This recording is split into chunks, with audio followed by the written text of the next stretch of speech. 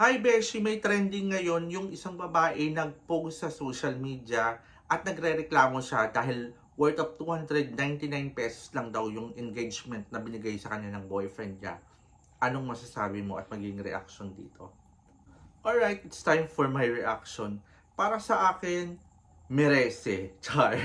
Alam mo kasi ayun, katulad niyan, nag-reply na yung lalaki sa TikTok. Gumawa siya ng isang account sa TikTok.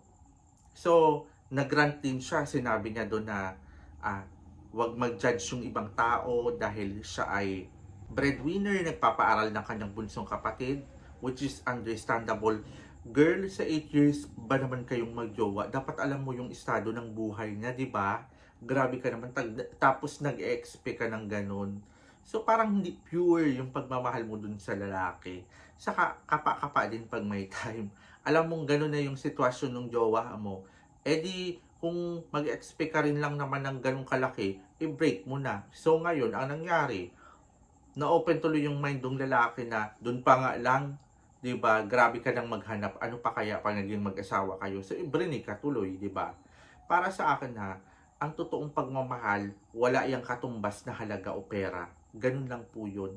Kasi, ako naniniwala ako, I remember when I was young, yung lola ko, sinabi ng lola ko, na ang totoong pagmamahal daw is, sa side ng father, na ang totoong pagmamahal daw is mapagbigay. Parang ganito yan, give and take.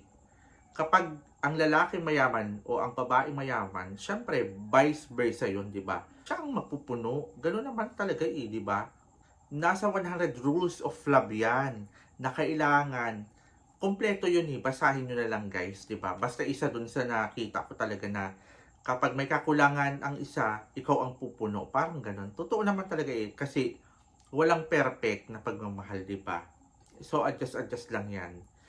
Kaya lang, ayun, nakakalungkot. Pero tama lang para sa akin ha. Tama lang yung ginawa nung guy na hiwalayan si ate. Dahil ngayon pa lang lumabas yung totoong kulay.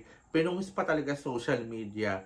So, ayun nga, nag-trending tuloy. So, ikaw din yung may nawalan, di ba? So, ayun, hanap ka na lang ng mayaman, beshi kung expired. Char, walang contentment sa buhay. Ayan sinasabi. Kailangan pag nagmahal ka, alamin mo ang estado, kung ambisyosa ka, ayan, pumili ka ng mayaman. Pero kung ikaw naman ay pangkaraniwang tao katulad namin, char, makontento ka kung anong binibigay sa'yo, di ba? Ako, tingnan mo yung jowa ko, char, pack gold siya. Pero hindi ito 299, 150 lang. Char, libo naman to. Well, anyways, ayun, maraming salamat at good night sa inyong lahat.